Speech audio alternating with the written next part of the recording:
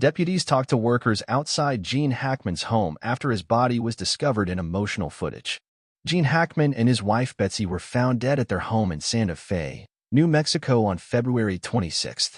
Newly released body camera footage from the day Gene Hackman and his wife Betsy were both found dead at their home in Santa Fe, New Mexico shows a worker growing emotional in the aftermath of the discovery.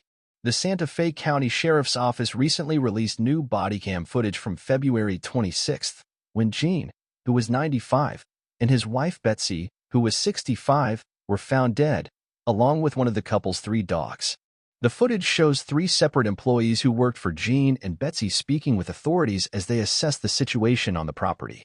One employee could be seen growing emotional as he spoke to his relationship with the Oscar-winning actor and his wife, who had been married since 1991. "These guys were here all the time. They had a house in Florida, and then they sold, and then they're here full-time for I think the last 5 years, I would say," the employee told authorities. "They've been here all the time, then they go in and out just like nothing. I didn't see anything that would think something's going on. Nothing.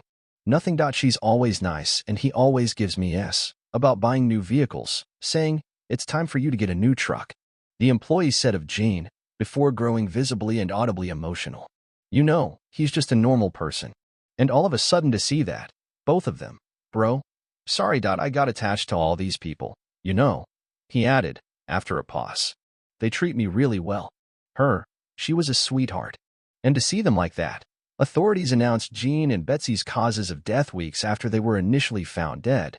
Betsy, a classically trained pianist, died from hantavirus, a flu-like virus linked to rodent droppings.